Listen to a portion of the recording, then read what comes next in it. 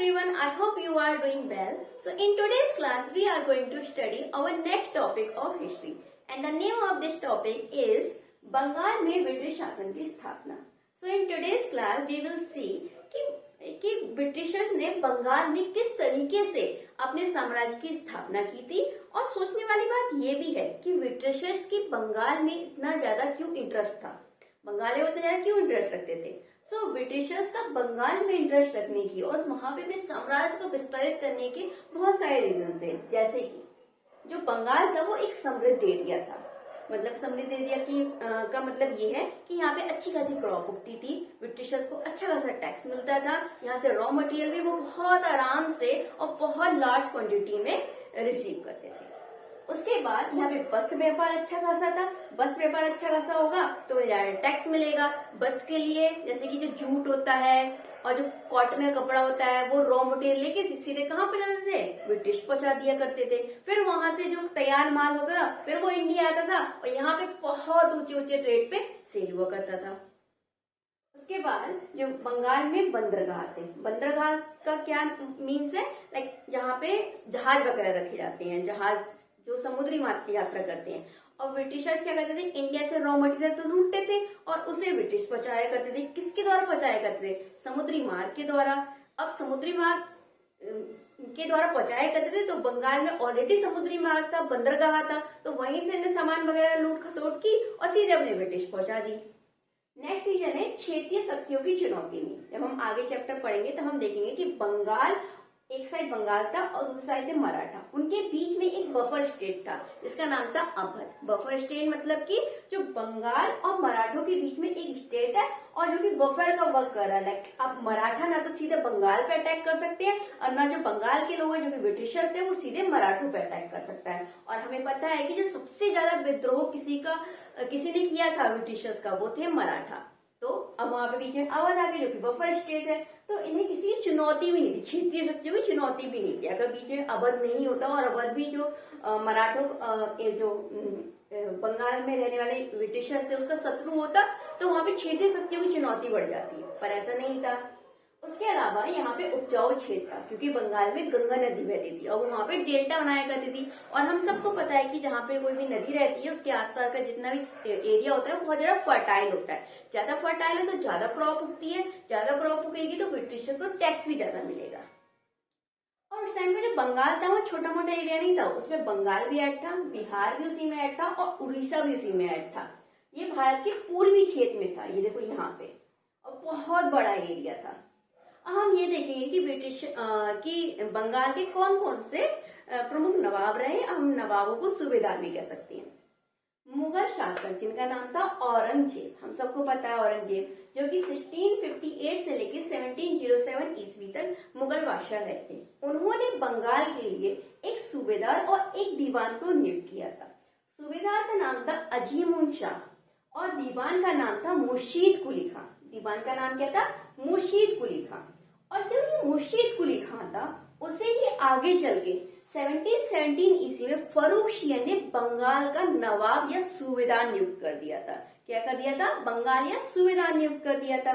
फर्रुखशियर कौन थे, फर्रुखशियर भी एक मुगल बादशाह थे जो औरंगजेब के बाद गद्दी पर बैठे थे. फिर बंगाल के जो प्रथम नवाब या सूबेदार कौन बने, मुर्शीद कुली खां, जो कि 1717 ईस्वी से लेकर 1727 ईस्वी तक बंगाल की गद्दी पर बैठे थे. और ये मुर्शीद जो कुली खां थे वो मुगल बादशाह द्वारा नियुक्त करने वाले अंतिम नवाब या सूबेदार बने. इसके बाद इन्होंने बंगाल के सूबेदार या नवाब का पद वंशानुगत कर दिया. वंशानुगत मतलब इन्हीं के परिवार के लोग और उसमें बैठेंगे, कभी दामाद बैठेंगे, कभी बेटे बैठेंगे, कभी चाचा बैठेंगे, ताऊ बैठेंगे, लाइक इस तरीके से. और मुर्शीद कुली खान ने अपनी कैपिटल मुर्शिदाबाद को बनाया. मुर्शीद कुली खान ने भूमि बंदोबस्त में इजारेदारी प्रथा चलाई. इजारेदारी प्रथा एक तरीके से टैक्स सेल करने की प्रथा होती है. जैसे कि जो भी जमींदार ज्यादा बोली लगा देगा कि मैं इतनी टैक्स दूंगा तो उसको वो सारी भूमि दे दिया करते थे. और वो जो जमींदार होते थे ज्यादा टैक्स प्राप्त करने के लिए किसानों का जम के शोषण करते थे. उसके बाद जो हमारे सेकेंड नंबर के बंगाल के नवाब या सूबेदार बने उनका नाम था शुजा-उद-दीन, जो कि 1727 ईस्वी से लेकर 1739 ईस्वी तक बंगाल की गद्दी पर बैठे थे. ये मुर्शीद कुली खां के दामाद थे और इन्होंने 1733 ईस्वी में बिहार में विजय प्राप्त करके बिहार को बंगाल में ऐड कर लिया था। इनके बारे में बस इतना ही है और हमें मतलब सारे नवाबों के बारे में बहुत यार डिटेल में नॉलेज नहीं चाहिए, इतने डिटेल में क्वेश्चन नहीं आते, लेकिन इनका जो सीक्वेंस होता है वो कभी कभी पूछ लिया जाता है, तो इसलिए हमें इनके सीक्वेंस को लर्न जरूर रखना है और जो कुछ कुछ इंपॉर्टेंट बात है वो उनको मैंने यहाँ मेंशन कर रखा है। उसके बाद सरफराज खान गद्दी पर बैठे जो कि मुर्शीद कुली खां के पुत्र थे और ये केवल एक साल के लिए गद्दी पर बैठ पाए जो कि 1739 से लेकर 1740 का टाइम था। उसके बाद क्या हुआ कि अलीवर्दी खां उन्होंने क्या किया कि एक गिरिया का युद्ध हुआ। किसका युद्ध हुआ? गिरिया का युद्ध, 1740 में हुआ था। ये गिरिया का युद्ध अलीवर्दी खान और किसके साथ हुआ था? सरफराज खान के साथ हुआ था। इसमें क्या हुआ था कि सरफराज खान की अलीवर्दी खान ने हत्या कर दी थी, उसकी मृत्यु कर दी थी और फिर ये जो अलीवर्दी खान था वो सिंहासन पे बैठ गया था। अलीवर्दी खान 1740 से लेकर 1756 ईस्वी तक बंगाल की गद्दी पर बैठा रहा था। और क्योंकि देखो इसने क्या किया था कि इसने सरफराज खान की हत्या करी थी, उसको मार के फिर ये गद्दी पे बैठा था। इसने मुगल बादशाह को खुश करने के लिए, ताकि मुगल बादशाह इसे लाइक बंगाल का सूबेदार या नवाब स्वीकार कर ले, एक्सेप्ट कर ले, इसने 2 करोड़ रुपए किसको नजराने में दिए, किसको? मुगल बादशाह को इसने नजराने में दिए। फिर जो अलीवर्दी खान था उसने अंग्रेजों की तुलना एक मधुमक्खी के छत्ते से की थी। इसने कहा था कि जब तक हम अंग्रेजों को छेड़ेंगे नहीं तब तक ये हमें शहद देते रहेंगे, लेकिन जब हम इन्हें मतलब कि अंग्रेजों को छेड़ देंगे तो हमें काट काट के ये मार देंगे। जैसे मधुमक्खियां होती हैं कि जब तक उन्हें कुछ नहीं कहो तो शहद अपने आराम से बनाती रहती हैं, लेकिन उनसे कुछ कहे तो उनके गिट्टी मार दो उनके छत्ते में तो क्या करती? काट काट के हम लोग को सुझा देती। तो उस तरीके से इन्होंने अंग्रेजों की तुलना किससे की थी? मधुमक्खी के छत्ते से की थी। और किसने की थी? अलीवर्दी खान ने की थी। और ये अलीवर्दी खान बहुत चालू इंसान था। इसने केवल एक ही बार 2 करोड़ रुपए नजराने में दिए मुगल बादशाह को, उसके बाद इसने कोई भी मतलब नजराना मुगल बादशाह को पेश नहीं किया था। और 2 करोड़ रुपए मिलने के बाद मुगल बादशाह ने भी इसे मतलब कि बंगाल का नवाब स्वीकार कर लिया था और इसने खूब आराम से 1740 से लेकर 1756 तक मतलब कि वहां पे बंगाल में शासन किया था। और जो अंग्रेजों की नीतियां थी उसको मतलब काफी अच्छे से ऑब्जर्व भी किया था इसने, मतलब कि थोड़ा थोड़ा विद्रोह करने की भी कोशिश की थी बट इतने ब्रॉड लेवल पे नहीं किया था। अलीवर्दी खान के बाद बंगाल का नवाब सिराजुद्दौला बना जो कि 1756 से लेके 57 तक बंगाल का सूबेदार रहा या फिर नवाब रहा। ये अलीवर्दी खान का नातिन था। इसके टाइम पे क्या हुआ कि फ्रांसीसियों ने चंद्रनगर की किलेबंदी करना स्टार्ट कर दी थी। किलेबंदी का मीन्स होता है कि जैसे कि जो अपना एरिया को सुरक्षित करने के लिए उसके चारों तरफ जब दीवारें खड़ी करने लगती हैं तो उसे कहते हैं किलेबंदी। और जो अंग्रेज थे उन्होंने कलकत्ते की किलेबंदी करना स्टार्ट कर दी थी। जब सिराजुद्दौला को ये बात पता लगी कि जो फ्रांसीसी हैं वो चंद्रगिरी की किलेबंदी कर रहे हैं और अंग्रेज कलकत्ता की किलेबंदी कर रहे हैं तो जो सिराजुद्दौला था उसने उन दोनों को मना किया कि जो तुम लोग किलेबंदी कर रही हो उसे स्टॉप कर दो। तो जो फ्रांसीसी थे वो तो किलेबंदी करने से मान गए, मतलब वो करना उन्होंने बंद कर दी, लेकिन अंग्रेज जो थे वो लगातार कलकत्ते की किलेबंदी किए जा रहे थे। वो सिराजुद्दौला का जो भी ऑर्डर था उसे टोटली इग्नोर कर रहे थे। तो इस बात से सिराजुद्दौला को बहुत ज्यादा गुस्सा आई और उसने कलकत्ता में जाके जो अंग्रेज किलेबंदी कर रहे थे उन पे आक्रमण कर दिया। तो ये जो ट्रेजेडी थी उसे ब्लैक होल ट्रेजेडी के नाम से जाना जाता है। ये ट्रेजेडी 20 जून 1756 को हुई थी। इसमें क्या हुआ था कि सिराजुद्दौला ने अंग्रेजी जो भी सैनिक थे उन पे आक्रमण किया और कुछ तो जान बचा के भाग गए, लेकिन जो 146 अंग्रेज थे उनको सिराजुद्दौला ने बंदी बना लिया और एक कमरे में बंद कर दिया, एक मतलब कालकोठरी में बंद कर दिया। कालकोठरी इसलिए कहा जाता था क्योंकि उसमें कोई भी रोशनी आने का या फिर हवा आने का कोई भी सोर्स नहीं था और वो 18/14 की थी केवल, मतलब इतनी छोटी थी और उसमें 146 अंग्रेजों ने बंद कर दिए। जब नेक्स्ट डे उस कालकोठरी का जो डोर था उसे ओपन किया गया तो केवल और केवल 23 अंग्रेज अलाइव रहे, उसके अलावा सारे मर गए थे सफोकेशन की वजह से।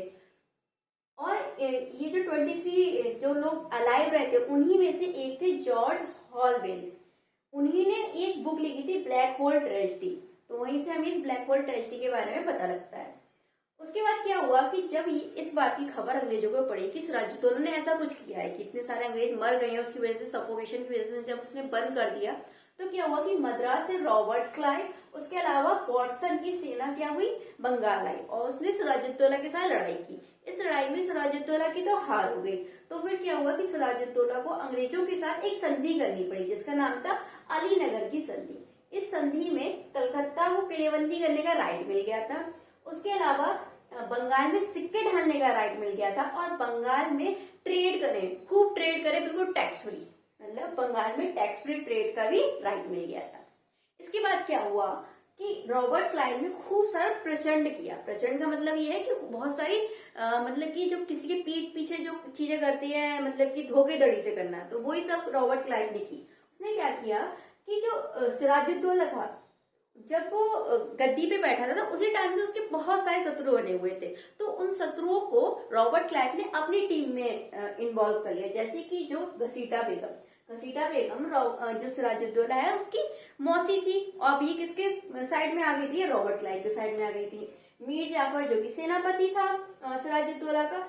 शौकत जंग को सिराजुद्दौला ने 1756 में मनिहारी के युद्ध में हराया था, तब से ये भी उसका खूब बड़ा वाला दुश्मन बन गया था।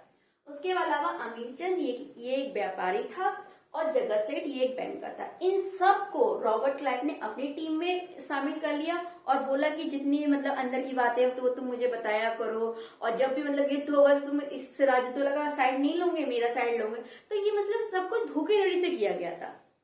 उसके बाद क्या हुआ कि प्लासी का युद्ध हुआ। 1756 ईस्वी में ये प्लासी नामक स्थान पे हुआ था। जो प्लासी नामक स्थान है वो बंगाल में भागीरथी नदी के किनारे है। ये युद्ध सिराजुद्दौला और रॉबर्ट क्लाइव के बीच में हुआ था। अब इस युद्ध में सिराजुद्दौला की हार हुई, और हार होने का जो मेन रीजन जो था वो रॉबर्ट क्लाइव इतने प्रचंड थे ना, वो थे मीर जाफर जो कि उसका क्या था, सेनापति था। उसे सिराजुद्दौला की साइड से लड़ना चाहिए था, लेकिन वो अपनी सेना लेके हाथ पे हाथ धर के खड़ा रहा। उसने कोई भी मतलब कि युद्ध में कोई भी पार्टिसिपेशन नहीं किया, लेकिन फिर भी सिराजुद्दौला काफी वीरता से लड़ा, लेकिन फिर वो हार गया।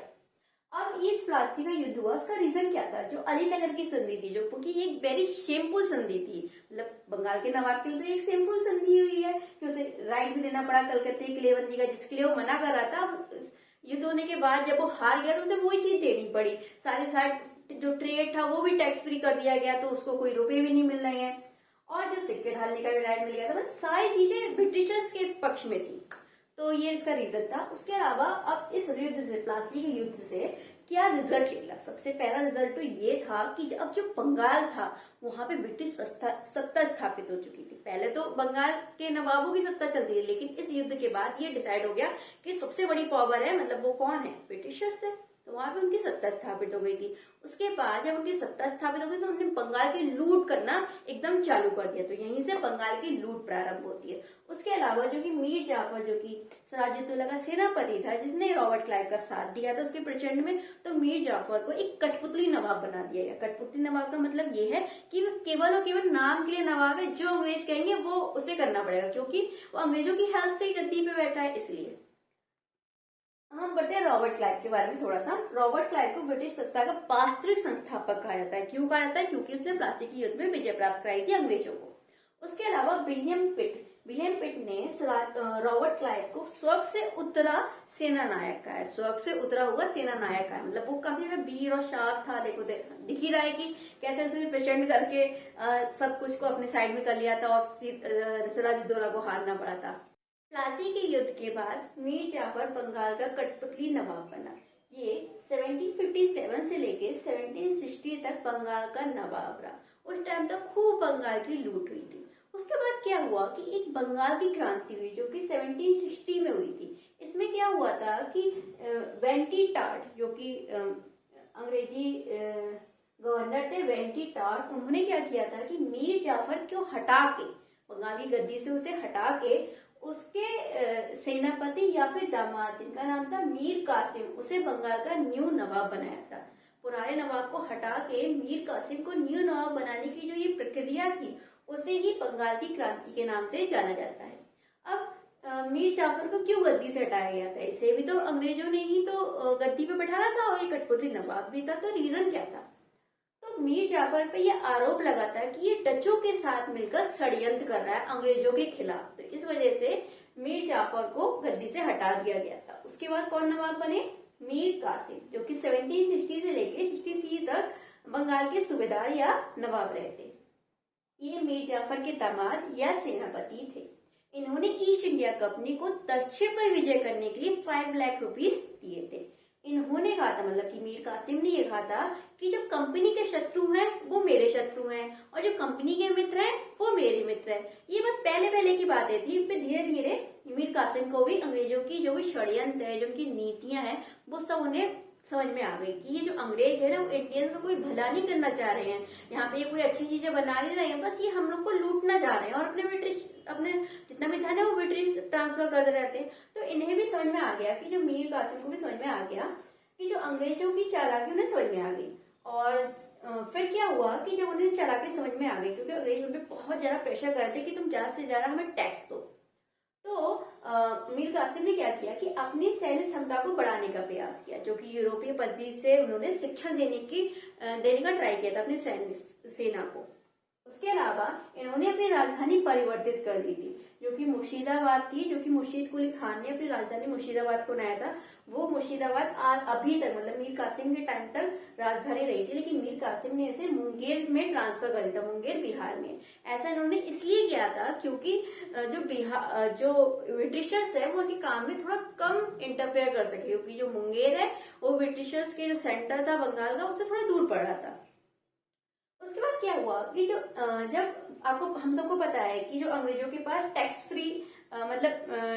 फ्री ट्रेड करने का अधिकार था, तो वो टैक्स फ्री ट्रेड को मतलब बहुत ही मिसयूज करते थे। जैसे उनके पास तो स्टैंप थी, वो स्टैंप लगा के अपना जो भी व्यापार था उसको टैक्स फ्री कर सकते, लेकिन जो छोटे मोटे व्यापारी हुआ करते, जैसे इंडियंस के जो व्यापारी हुआ करते थे या फिर जो भी फ्रांसीसी वगैरह हुआ करते, तो उनके माल पे भी, उनके भी जो सामान हुआ करता था उस पर वो अपनी स्टैंप लगा दिया करते थे, थोड़ा उनसे रुपए खुद ले लिया करते थे और उनको भी टैक्स फ्री कर दिया करते थे। तो ये बात तो जैसे बंगाल के नवाब को पता लगी, तो पहले तो उन्होंने मना किया कि जो मैंने तुम्हें स्टैंप दी है तो केवल तुम अपनी कंपनी के कामों के लिए यूज करो। जब अंग्रेज नहीं माने तो मीर कासिम ने क्या किया कि इंडियंस का जो व्यापार था उसे भी टैक्स फ्री कर दिया।